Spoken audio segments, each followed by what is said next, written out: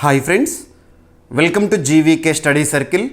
ఈ వీడియోలో జూన్ 1, 2026కి సంబంధించి వార్తలు నిలిచిన జాతీయ, అంతర్జాతీయ, రాష్ట్రీయ అంశాల గురించి, వార్తలు నిలిచిన వ్యక్తులు, అవార్డులు, పుస్తకాలు, మరి క్రీడా సంబంధిత సమాచారం, ఒక్కొక్క అంశాన్ని వివరంగా తెలుసుకుందాం. అంతకంటే ముందుగా నిన్నటి డైలీ కరెంట్ అఫైర్స్ వీడియోలో అడిగిన ప్రశ్నకి వివరణతో కూడిన సమాధానాన్ని చూద్దాము. సో క్వశ్చన్ వచ్చేసి కరెంట్ పాలిటీలో భాగంగా అడగడం జరిగింది. ఆల్రెడీ మన డైలీ కరెంట్ అఫైర్స్ వీడియోలో డిస్కస్ చేసిన టాపిక్ని ప్రశ్నగా ఇచ్చాను. ప్రశ్నని మరొకసారి చూడండి. రాజ్యాంగంలోని ఏ ఆర్టికల్ మరియు ఏ చట్టం ప్రకారము ఓటర్ల జాబితా ప్రత్యేక సమగ్ర సవరణ నిర్వహించే అధికారము ఎన్నికల కమిషన్కు ఉందని సుప్రీంకోర్టు తీర్పు ఇవ్వడం జరిగింది. మే 2026లో ఈ తీర్పుని మనం చూసాము. మనం తరచూ వార్తాపత్రికల్లో సర్ అనే పదం SIR అంటే ఏంటి? స్పెషల్ ఇంటెన్సివ్ రివిజన్, ఓటర్ల జాబితాకి సంబంధించి. మరి ఎలక్షన్ కమిషన్ ఆఫ్ ఇండియాకి ఈ అధికారం, సర్ నిర్వహించే అధికారం ఉందని రీసెంట్గా సుప్రీంకోర్టు తీర్పునివ్వడం జరిగింది. ఏ ఆర్టికల్, ఏ చట్టం ప్రకారము. ఇక్కడ అబ్జర్వ్ చేస్తే దేశంలోనే అత్యున్నత చట్టమైన రాజ్యాంగంలోని 15వ భాగం, ఏదైనా ఒక భాగం గురించి చెప్పగానే మీకు ఆర్టికల్స్ బ్రాకెట్ గుర్తుకు రావాలి. 15వ భాగం ఆర్టికల్ 324 నుండి 329 వరకు ఉంటుంది.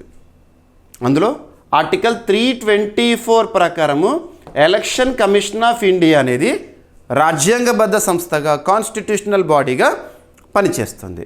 1+2 బాడీగా. ఓకేనా? ఎలక్షన్ కమిషన్ ఆఫ్ ఇండియా అనేది 1950 ఇయర్ జనవరి 25న స్థాపన జరిగింది. ప్రస్తుతం చీఫ్ ఎలక్షన్ కమిషనర్గా జ్ఞానేష్ కుమార్ గారు విధులు నిర్వర్తిస్తున్నారు. మరి ఈ సార్ని నిర్వహించే అధికారం ఎలక్షన్ కమిషన్కి ఏ ఆర్టికల్ ప్రకారం ఉంది అంటే ఆర్టికల్ 324 ప్రకారం. సింపుల్గా గుర్తుపెట్టుకోండి. ఇక నెక్స్ట్ ఏ చట్టం ప్రకారం అన్నారు అనుకోండి, రిప్రజెంటేషన్ ఆఫ్ పీపుల్స్ యాక్ట్ 1950, ప్రజా ప్రాతినిధ్య చట్టం 1950. ఈ చట్టంలోని సెక్షన్ 21 క్లాజ్ 3 ప్రకారము ఎలక్షన్ కమిషన్ ఆఫ్ ఇండియాకి, భారత ఎన్నికల సంఘానికి స్పెషల్ ఇంటెన్సివ్ రివిజన్ని నిర్వహించే అధికారం ఉందని రీసెంట్గా మే 2026లో సుప్రీంకోర్టు తీర్పునివ్వడం జరిగింది. అభ్యర్థులు గుర్తుపెట్టుకోండి, వార్తలో నిలిచిన ఒక అంశాన్ని సబ్జెక్ట్తో లింక్ చేయగలగాలి. ఈ సబ్జెక్ట్ నుండి క్వశ్చన్స్ అనేవి రావడం జరుగుతుంది ఈ విధంగా. ఓకేనా? సో ఇప్పుడు ఈ టాపిక్కి సంబంధించి స్క్రిప్ట్ని అబ్జర్వ్ చేద్దాము. ఓటర్ల జాబితా ప్రత్యేక సమగ్ర సవరణ సార్ ని నిర్వహించే అధికారము ఎన్నికల కమిషన్కి లేదా ఎలక్షన్ కమిషన్ ఆఫ్ ఇండియాకి ఉందని సుప్రీంకోర్టు మే 2026లో తీర్పిచ్చింది. ప్రధాన న్యాయమూర్తి జస్టిస్ సూర్యకాంత్ గారు ప్రస్తుతం సుప్రీంకోర్టులో CJIగా, సుప్రీంకోర్టు చరిత్రలో 53వ ప్రధాన న్యాయమూర్తిగా జస్టిస్ సూర్యకాంత్ గారు విధులు నిర్వర్తిస్తున్నారు. తన నేతృత్వంలోని ధర్మాసనం ఈ తీర్పుని ఇవ్వడం జరిగింది. మరి ఈ ప్రక్రియ, ఏ ప్రక్రియ? సార్ ప్రక్రియ స్వేచ్ఛాయుత మరియు నిష్పక్షపాత ఎన్నికలను బలోపేతం చేస్తుందని కోర్టు పేర్కొంది. రాజ్యాంగంలోని ఆర్టికల్ 324 మరియు ప్రజా ప్రాతినిధ్య చట్టం 1950, రిప్రజెంటేషన్ ఆఫ్ పీపుల్స్ యాక్ట్ 1950లోని సెక్షన్ 21 క్లాస్ 3 ప్రకారం ఎన్నికల సంఘానికి ఈ అధికారాలు, సార్ని నిర్వహించే అధికారాలు ఉన్నాయని ఎలక్షన్ కమిషన్ ఆఫ్ ఇండియాకి సంబంధించిన ఒక తీర్పు సుప్రీంకోర్టు ఇవ్వడం జరిగింది. బీహార్లో సార్ ప్రక్రియను సవాలు చేస్తూ దాఖలైన పిటిషన్లపై విచారణ సందర్భంగా ఈ తీర్పు వెలువడింది. ఈ ప్రక్రియలో ఎటువంటి చట్టపరమైన లేదా రాజ్యాంగ ఉల్లంఘన జరగలేదని ధర్మాసనం పేర్కొంది. ఓకేనా? ఓటర్ల జాబితా నుంచి పేరు తొలగించడం వల్ల వ్యక్తి పౌరుడు కాదని, చట్టబద్ధంగా ప్రకటించినట్లు కాదని సుప్రీంకోర్టు స్పష్టం చేసింది. ప్రజాస్వామ్య విశ్వసనీయత ఓటర్ల జాబితా ఖచ్చితత్వంపై ఆధారపడి ఉంటుందని, అలాంటి ఖచ్చితత్వాన్ని కల్పించే బాధ్యత ఎలక్షన్ కమిషన్ ఆఫ్ ఇండియాకి ఉందని సుప్రీంకోర్టు ఈ సందర్భంగా తెలిపింది. ఈ ప్రక్రియను కేవలం పరిపాలనా సౌలభ్యం కోసమే చేపట్టారని చెప్పలేమని కోర్టు తెలిపింది. ఎన్నికల విశ్లేషకుడు యోగేంద్ర యాదవ్ ఈ తీర్పుపై స్పందిస్తూ భవిష్యత్తులో ఓటర్ నిర్ణయాలపై ఆందోళన వ్యక్తం చేశారంట. సో ఈ అవసరం లేదు ఆందోళన. సో ప్రస్తుతం ప్రతి వ్యవస్థలో కూడా సంస్కరణలు చూస్తున్నాం.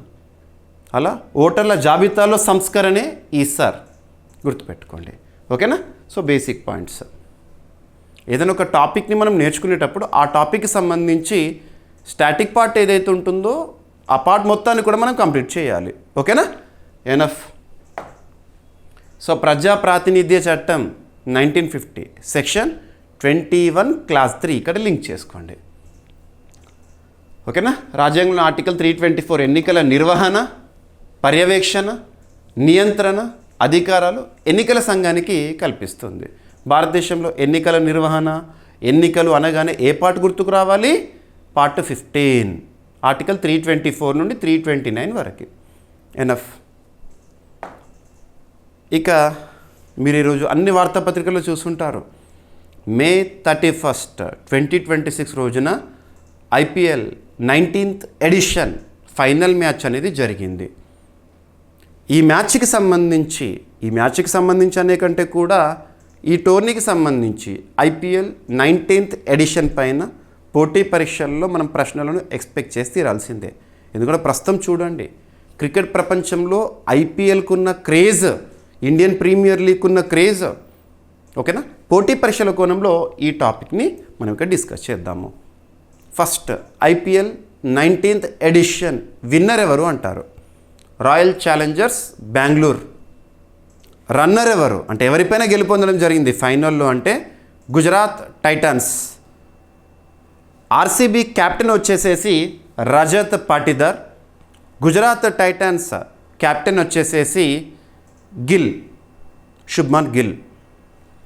ఇకపోతే ఫైనల్ మ్యాచ్ ఎక్కడ జరిగిందంటే గుజరాత్ రాష్ట్రంలోని అహ్మదాబాద్లో ఉన్న నరేంద్ర మోదీ స్టేడియంలో. నరేంద్ర మోదీ క్రికెట్ స్టేడియం యొక్క ప్రత్యేకత ఏంటి? ప్రపంచంలోనే అతిపెద్ద క్రికెట్ స్టేడియం అక్కడ జరిగింది. ఓకేనా? మొదట బ్యాటింగ్ చేసిన జట్టు ఫైనల్లో గుజరాత్ టైటాన్స్, చేసిన జట్టు రాయల్ ఛాలెంజర్స్ బెంగళూరు. ఇక్కడ ప్రత్యేకత ఏంటంటే Chennai Super Kings, Mumbai Indians తర్వాత వరుసగా లేదా బ్యాక్ టు బ్యాక్ టైటిల్ని కైవసం చేసుకున్న మూడవ జట్టుగా RCB చరిత్రను లిఖించింది. ఇప్పటివరకు IPL చరిత్రలో అత్యధిక టైటిల్స్ని కైవసం చేసుకున్న జట్లు, ఫ్రాంచైజెస్ ఏంటంటే Chennai Super Kings 5 times, Mumbai Indians 5 times. ఇప్పుడు RCB 2 సార్లు గుర్తుపెట్టుకోండి. ఓకేనా? ఈ టోర్నమెంట్కి సంబంధించి కొన్ని పాయింట్స్. ఓకేనా? సో ఫైనల్ మ్యాచ్ ఎప్పుడు జరిగింది? 31st May 2026 Narendra Modi cricket stadium అహ్మదాబాద్లో జరిగింది. ఫస్ట్ బ్యాటింగ్ చేసిన గుజరాత్ టైటాన్స్ 155 for 8 20 ఓవర్స్లో. నెక్స్ట్ చేసిన జట్టు RCB royal Challengers Bengaluru 161 for 5 18 ఓవర్స్లో. ఓకేనా? సో ఫైనల్లో టాస్ గెలిచిన జట్టు RCB. ఓకేనా? గుజరాత్ని బ్యాటింగ్కి ఇన్వైట్ చేసింది. ఇకపోతే ఈ సీజన్కి సంబంధించి కొన్ని ఇంపార్టెన్స్ ఉన్న పాయింట్స్. ఎన్నవ ఎడిషన్ అంటున్నాను? 19th edition. ఫుల్ నేమ్ ఏంటి? Indian Premier League. IPL Indian Premier League ఎవరు నిర్వహిస్తారు? Board of Control for Cricket in India, BCCI. భారతదేశంలో క్రికెట్ క్రీడను నిర్వహించేది, నియంత్రించేది BCCI. BCCIకి ప్రస్తుతం ప్రెసిడెంట్గా మిథున్ మన్హాస్ గారు విధులు నిర్వర్తిస్తున్నారు. మిథున్ మన్హాస్ గారు జమ్మూ కాశ్మీర్కి సంబంధించిన వ్యక్తి. BCCI చరిత్రలో మొట్టమొదటిసారి జమ్మూ కాశ్మీర్ చెందిన ఒక వ్యక్తి ప్రెసిడెంట్. పక్కన పెడితే ఓకే, BCCI నిర్వహించింది. ఇక దీనికి సంబంధించి స్పాన్సర్, IPLకి స్పాన్సర్ ఎవరంటే టాటా IPL అంటాం మనం. ఇక విధానం ఏంటి అంటే ఫార్మాట్ 2020 క్రికెట్ ఫార్మాట్. ఇరు జట్లు కూడా 2020 ఓవర్స్ ఆడతారు. మొత్తం జట్లు ఈ సీజన్లో ఎన్ని జట్లు పాల్గొన్నాయంటే 10 జట్లు. మొత్తం మ్యాచ్లో 74 మ్యాచ్లు జరిగినాయి ఇంక్లూడింగ్ ఫైనల్. విజేత జట్టు Royal Challengers Bengaluru, runner up Gujarat Titans. Final వేదిక Narendra Modi cricket stadium, Ahmedabad, Gujarat. Orange cap విజేత. ఆరెంజ్ క్యాప్ అనేది ఐపీఎల్లో ఎవరికి ఇస్తారంటే ఈ టోర్నీ మొత్తంలో కూడా హైయెస్ట్ రన్స్ పరుగులు సాధించిన క్రీడాకారుడికి. ఐపీఎల్ చరిత్రలోనే అతి పిన్న వయస్కుడైన బీహార్ రాష్ట్రానికి చెందిన రాజస్థాన్ రాయల్స్ తరపున ఆడుతున్న వైభవ్ సూర్యవంశీ రానున్న రోజుల్లో తన పేరుని ఇక తరచు మనం వినబోతున్నాం. Vaibhav Suryavanshi orange cap winner. మరి ఎన్ని పరుగులు సాధించాడు తను అంటే ఈ టోర్నమెంట్లో 776 పరుగులు, అత్యధిక సిక్స్లు ఒక టోర్నీలో తనే చాలా రికార్డ్స్ని బ్రేక్ చేశాడు. ఓకేనా. ఇక నెక్స్ట్ వచ్చేసేసి పర్పుల్ క్యాప్ విజేత. పర్పుల్ క్యాప్ని ఎవరికి ఇస్తారంటే టోర్నమెంట్లో అత్యధిక వికెట్లు సాధించిన బౌలర్కి ఇస్తారు పర్పుల్ క్యాప్. మరి ఈ టోర్నీలో పర్పుల్ క్యాప్ ఎవరు కైవసం చేసుకున్నారంటే కసిగో రబడా. ఓకేనా. తన కంట్రీ వచ్చేసి సౌత్ ఆఫ్రికా. ఐపీఎల్ సంబంధించి ఆ కంట్రీస్ అవసరం లేదు, ఇక్కడ ప్లేయర్గా చూద్దాము. ఎన్ని వికెట్లు తీసుకున్నాడు ఇంక్లూడింగ్ ఫైనల్ అంటే 29 వికెట్స్. కసిగో రబడా ఏ దేశానికి చెందినవాడు? South Africa. ఏ ఫ్రాంచైజీకి ఆడుతున్నాడంటే గుజరాత్ టైటాన్స్. అదే వైభవ్ సూర్యవంశీ ఏమో రాజస్థాన్ రాయల్స్. వైభవ్ సూర్యవంశీ ఐపీఎల్ చరిత్రలో అత్యంత పిన్న వయసులో ఆరెంజ్ క్యాప్ గెలుచుకున్న క్రీడాకారుడిగా రికార్డు. ఇక గుజరాత్ టైటాన్స్ 2022లో లీగ్లో చేరిన తర్వాత మూడోసారి ఫైనల్కి చేరుకుంది. ఫస్ట్ గుజరాత్ టైటాన్స్ ఐపీఎల్లో ఎంట్రీ ఇచ్చిన సంవత్సరంలోనే విజేత. ఆ తర్వాత రన్నరప్ 2023లో చెన్నై విజేత అప్పుడు. ఓకేనా. ఇప్పుడు ఫైనల్లో మూడోసారి చూసాము గుజరాత్ టైటాన్స్ని. ఐపీఎల్ ఏ సంవత్సరంలో ప్రారంభమైంది అంటే 2008 ఇయర్లో. మొట్టమొదట ఐపీఎల్ టైటిల్ని కైవసం చేసుకున్న జట్టు రాజస్థాన్ రాయల్స్. ఓకేనా. అప్పుడు షేన్ వార్న్ కెప్టెన్. మొదటి ఐపీఎల్ విజేత రాజస్థాన్ రాయల్స్. అత్యధిక ఐపీఎల్ టైటిల్ గెలిచిన జట్లు ఇప్పటికీ కూడా Chennai Super Kings, Mumbai Indians 5 times. Out of 19లో 10 టైటిళ్ళు వీళ్ళిద్దరి వద్దనే ఉన్నాయి. ఇక ఒకే సీజన్లో అత్యధిక పరుగులు చేసిన క్రీడాకారుడు విరాట్ కోహ్లీ చరిత్రలో. ఒకే సీజన్లో 973 పరుగులు చేశారు. అది ఏ సీజన్ అంటే 2016. ఇక అత్యధిక ఆరెంజ్ క్యాప్స్ గెలిచిన ఆటగాడు ఐపీఎల్ చరిత్రలో ఎవరు అంటే డేవిడ్ వార్నర్ 3 సార్లు. ఈ పాయింట్స్ సరిపోతాయి. మరి ఈసారి ఐపీఎల్లో తలపడిన 10 జట్ల పేర్లు గుర్తుంచుకోండి. Chennai Super Kings, Mumbai Indians, Royal Challengers Bengaluru, Kolkata Knight Riders, Sunrisers Hyderabad, Rajasthan Royals, Punjab Kings, Delhi Capitals, Lucknow Super Giants, Gujarat Titans. మరి ఈ టోర్నీలో డిఫెండింగ్ ఛాంపియన్గా బరిలోకి దిగిన ఆర్సీబీ టైటిల్ని నిలబెట్టుకుంది. లాస్ట్ ఇయర్ 2025 ఇయర్లో కూడా ఆర్సీబీయే విన్. 18 ఏళ్ల నిరీక్షణ మొదటిసారి టైటిల్ని 2025 సంవత్సరంలో సాధించింది. కానీ రెండవ టైటిల్ సాధించడానికి జస్ట్ 1 ఇయర్ అంతే. ఓకేనా. ఒక్కసారి విజయం వచ్చిందంటే ఆ విజయాల పరంపర కొనసాగుతుంది. ఓకేనా. రైట్.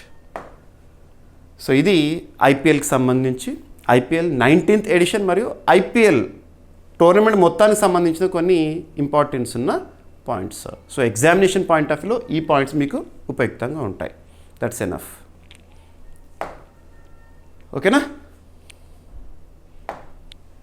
ఇక నెక్స్ట్ రక్షణ రంగానికి సంబంధించి అభ్యర్థులకు మరొకసారి చెప్తున్నాను, ఏ పోటీ పరీక్ష అయినా, ఏ స్థాయి పోటీ పరీక్ష అయినా డిఫెన్స్ రిలేటెడ్గా ఎక్కువ మొత్తంలో మీరు ప్రశ్నలను ఎక్స్పెక్ట్ చేస్తే రాల్సిందే. కారణం ఏంటంటే ప్రతిరోజు రక్షణ రంగానికి సంబంధించి అట్లీస్ట్ 1 or 2 టాపిక్స్ని, మినిమం 2 టాపిక్స్ అనుకోండి, ఇక 1 or 2 టాపిక్స్ని మీరు ఐడెంటిఫై చేస్తారు న్యూస్ పేపర్లో.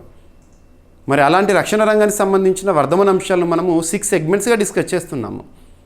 వార్తల్లో నిలుస్తున్న విన్యాసాలు, అంతర్జాతీయ స్థాయిలో రక్షణ రంగానికి సంబంధించి విడుదలవుతున్న నివేదికలు, మన రక్షణ రంగ అవసరాలు తీర్చుకోవడంలో భాగంగా వివిధ దేశాల నుండి చేసుకుంటున్న దిగుమతులు, డిఫెన్స్ ఇంపోర్ట్స్, రక్షణ రంగ ఒప్పందాలు, డిఫెన్స్ అక్విజిషన్ కౌన్సిల్ వేటికి ఆమోదముద్ర వేసింది, మరియు భారతదేశంలో తయారవుతున్న రక్షణ రంగ ఉత్పత్తులు. ఈ విధంగా 6 సెగ్మెంట్స్గా మనం డిస్కస్ చేస్తున్నాం. ఇక్కడ రక్షణ రంగానికి సంబంధించిన ఒక ఒప్పందం, బ్రాహ్మోస్ క్షిపణికి సంబంధించి బ్రాహ్మోస్ క్షిపణి అనగానే మీకు 2 దేశాలు గుర్తుకు రావాలి. ఏంటా 2 దేశాలు? భారత్, రష్యా. ఇండియా, రష్యా సంయుక్తంగా తయారు చేసిన ఒక అధునాతన క్షిపణి. భారతదేశంలో అతిపెద్ద నది బ్రహ్మపుత్ర పేరు బ్రాహ్మోస్లో, మరియు రష్యాకి సంబంధించి Moskva river name. 2 reverse name యొక్క కలయికనే బ్రాహ్మోస్. అటువంటి బ్రాహ్మోస్ క్షిపణిని వివిధ దేశాలు దిగుమతి చేసుకుంటున్నాయి. మొట్టమొదట ఏ దేశం బ్రాహ్మోస్ క్షిపణిని దిగుమతి చేసుకుంది 2022 ఆ ఇయర్లో అంటే ఫిలిప్పీన్స్. అలా మనం ఎక్స్పోర్ట్ ఓరియంటెడ్ కంట్రీగా చరిత్రలో నిలిచాము బ్రాహ్మోస్ క్షిపణుల విషయంలో. ఇప్పుడు వియత్నాం, ఇంకొకటి ఇండోనేషియాకి సంబంధించి చర్చలేమో తుది దశకు చేరుకున్నాయి. వియత్నాంకు బ్రాహ్మోస్ క్షిపణుల సరఫరా ఒప్పందంపై భారత్ సంతకం చేసింది. ఓకేనా? BrahMos scores another international success, Vietnam joins elite buyers club అంట. ఓకేనా? సో ఇక్కడ చూద్దాము. భారత్ వియత్నాంకి బ్రాహ్మోస్ సూపర్సోనిక్ క్రూయిజ్ క్షిపణుల సరఫరా కోసము ఒప్పందాన్ని కుదుర్చుకుంది. ఈ ఒప్పందంలో క్షిపణి వ్యవస్థలు, శిక్షణ మరియు లాజిస్టిక్ మద్దతు కూడా ఉన్నాయి. ఈ ఒప్పందం విలువ సుమారు 6,000 కోట్ల రూపాయలు ఇండియన్ కరెన్సీ ప్రకారము, లేదంటే $629 మిలియన్. 2026 మే 30న సింగపూర్లో జరిగిన షాంగ్రిలా డైలాగ్ సందర్భంగా ఈ ఒప్పందాన్ని ధృవీకరించారు. వాస్తవానికి షాంగ్రిలా డైలాగ్ అనేది ఎవ్రీ ఇయర్ కూడా జరుగుతుంది. షాంగ్రిలా హోటల్ ఎక్కడ అంటే సింగపూర్. అక్కడ బ్రాహ్మోస్ నౌకాదళ వేరియంట్ శత్రు నౌకలపై దాడులకు ఉపయోగపడుతుంది మరియు యుద్ధ నౌకల నుంచి ప్రయోగించవచ్చు. గుర్తుపెట్టుకోండి. ఓకేనా? ఈ ఒప్పందం ఆగ్నేయాసియాలో భారత రక్షణ ఎగుమతులకు మరింత బలం చేకూరింది. 2022 జనవరిలో బ్రాహ్మోస్ని దిగుమతి చేసుకున్న తొలి విదేశీ దేశంగా ఫిలిప్పీన్స్ చరిత్రలో నిలిచింది. ఇక బ్రాహ్మోస్ సంబంధించిన బేసిక్ పాయింట్స్. ఇది మిసైల్. ముఖ్యంగా మీరు చూస్తే లాస్ట్ ఇయర్ 2025 మే 7 ఆపరేషన్ సింధూర్ సమయంలో బ్రాహ్మోస్ యొక్క గొప్పతనాన్ని మనం చూసాము. ఈ బ్రాహ్మోస్ యొక్క పవర్ ఏంటో తెలియాలంటే పాకిస్తాన్ని అడగండి అని చెప్పేసి మన భారతదేశానికి సంబంధించిన ప్రముఖులు మాట్లాడారు దీని యొక్క గొప్పతనం. సో బ్రహ్మోస్ రకం వచ్చేసేసి సూపర్సోనిక్ క్రూయిజ్ క్షిపణి. వేగం మ్యాక్ 2.8 కంటే ఎక్కువ, కావున మ్యాక్ స్పీడ్ ధ్వని వేగంతో కొలుస్తాం మనం. అభివృద్ధి సంస్థలు ఎవరు అభివృద్ధి చేశారంటే భారత్, రష్యా. మన భారతదేశానికి సంబంధించి రక్షణ రంగంలో పనిచేస్తున్న అత్యున్నత సంస్థ DRDO. ఓకేనా? DRDO. ఇక రష్యాకి సంబంధించిన సంస్థ పేరు గుర్తుంచుకోవాల్సిన అవసరం లేదు. మన భారతదేశానికి సంబంధించి గుర్తుపెట్టుకోండి. Defence research development organisation. ఇక రకాల బ్రాహ్మోస్ క్షిపణికి సంబంధించి భూభాగ, సముద్ర, వైమానిక మరియు జలాంతర్గామి వేరియంట్స్. పేరు బ్రహ్మపుత్ర నది మరియు మాస్క్వా నది పేర్ల కలయిక. ఇక డిఫెన్స్ రీసెర్చ్ డెవలప్మెంట్ ఆర్గనైజేషన్ 1958 ఇయర్లో స్థాపన, న్యూఢిల్లీ కేంద్రంగా పనిచేస్తోంది. రక్షణ మంత్రిత్వ శాఖ పరిధిలో పనిచేస్తోంది. DRDOకి చైర్మన్గా సమీర్ వి కామత్ గారు ఉండే. నూతన చైర్పర్సన్ నియామకం గురించి చూస్తాము. మనం నిన్నటి డైలీ కరెంట్ అఫైర్స్ వీడియోలో డిస్కస్ చేసాము. కొత్త చైర్పర్సన్గా రాజేష్ కుమార్ సింగ్ గారు బాధ్యతలను నిర్వహిస్తున్నారు. యాక్చువల్లీ అడిషనల్ ఛార్జెస్ అయినా కూడా DRDOకి మాత్రము విధులను గుర్తుంచుకోండి సమీర్ వి కామత్ గారి స్థానంలో. ఇక షాంగ్రిలా డైలాగ్ 2002 సంవత్సరంలో ప్రారంభమైంది. ఏ ఇయర్ అంటారు? వేదిక సింగపూర్లో జరుగుతుంది. షాంగ్రిలా హోటల్. నిర్వహణ international institute for strategic studies.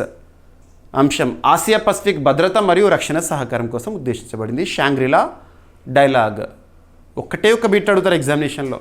షాంగ్రిలా dialogue ఎక్కడ జరుగుతుంది ప్రతి ఏడాది? షాంగ్రిలా హోటల్, సింగపూర్. ఇక మనం కరెంట్ అఫైర్స్లో భాగంగా చాలా టాపిక్స్ని డిస్కస్ చేస్తున్నాం. ఒక టాపిక్ని డిస్కస్ చేసేటప్పుడు ఆ టాపిక్లో ఒక రాష్ట్రం గురించి వచ్చిన, ఒక దేశం గురించి వచ్చిన, ఒక సంస్థ గురించి చూసిన బేసిక్ పాయింట్స్ అన్నీ ఇస్తున్నాను. ఇందాక మీరు చూడండి DRDOకి సంబంధించిన బేసిక్ పాయింట్స్ అన్నీ ఇచ్చాను. ఇక్కడ ఒక దేశం పేరు చూసాం, వియత్నాం. వియత్నాంగా ఇప్పుడు దిగుమతి చేసుకుంటున్న దేశం, సంతకం చేసింది భారత్. కాబట్టి వియత్నాం గురించి బేసిక్ పాయింట్స్. వియత్నాం క్యాపిటల్ వచ్చేసి హనోయ్. కరెన్సీ వచ్చేసి వియత్నామీస్ డాంగ్. అక్కడ అధ్యక్షుడిగా వియత్నాం ప్రెసిడెంట్ ఎవరున్నారంటే టోలామ్. ప్రధానమంత్రిగా లే మిన్ హంగ్. పేర్లు గుర్తుంచుకోవాల్సిందే, తప్పదు. ఓకేనా? ఇక నెక్స్ట్ సైన్స్ అండ్ టెక్నాలజీలో భాగంగా ఇంపార్టెన్స్ ఉన్న ఒక టాపిక్, ఇస్రో మరియు జలశక్తి మంత్రిత్వ శాఖ మధ్య ఈరోజు జూన్ 1, 2026 రోజున కుదిరిన ఒప్పందము. ఈ సందర్భంగా ప్రారంభమైన అంశాలు ఏంటో కూడా చూడాలి. ISRO Indian Space Research Organisation 1969 ఇయర్లో స్థాపన. Bengaluru as a headquarter ISRO is working. ఇస్రోకి ప్రస్తుతం చైర్పర్సన్గా వి నారాయణన్ గారు విధులు నిర్వర్తిస్తున్నారు. భారతదేశంలో అంతరిక్ష రంగంలో పనిచేస్తున్న అత్యున్నత సంస్థ ఇస్రో. ఇక జలశక్తి మంత్రిత్వ శాఖ విషయానికి వస్తే మినిస్ట్రీ ఆఫ్ జలశక్తి, ప్రస్తుతం కన్సర్న్ మినిస్టర్గా కేంద్ర మంత్రిగా సిఆర్ పాటిల్ గారు విధులు నిర్వర్తిస్తున్నారు. మరి ఇక్కడ ఈ ఒప్పందం, ఏదైనా ఒక ఒప్పందం గురించి పోటీ పరీక్షల కోణంలో ఏ పాయింట్స్ని చూడాలి అంటే ఆ ఒప్పందంలో భాగస్వాములు ఎవరు, ఒప్పందంపై సంతకం చేసిన సంస్థలు కానీ దేశాలు ఏంటి, ఒప్పందం యొక్క ఉద్దేశం ఏంటి, దట్స్ ఎనఫ్. సో సంస్థలు ఏంటి, ఇస్రో మరియు మినిస్ట్రీ ఆఫ్ జలశక్తి. ఉద్దేశం దేనికి సంబంధించి, జల వనరుల నిర్వహణ సంబంధించి. ఎనఫ్. ఏ రోజున జరిగింది ఒప్పందము, జూన్ 1, 2026 ఈరోజు.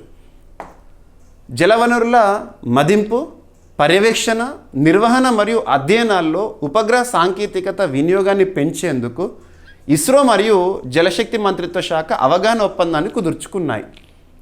ఈ ఒప్పందం ద్వారా నీటి వనరుల నిర్వహణలో అధునాతన అంతరిక్ష సాంకేతికతలను వినియోగించున్నారు.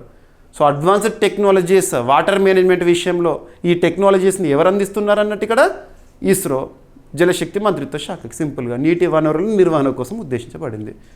ఈ ఒప్పందంపై న్యూఢిల్లీలో జరిగిన జాతీయ సదస్సులో సంతకాలు జరిగినాయి జూన్ 1, 2026 ఈరోజు. ఈ సందర్భంగా mission for advancement in high impact areas for water మహా కార్యక్రమాన్ని కూడా ప్రారంభించారు.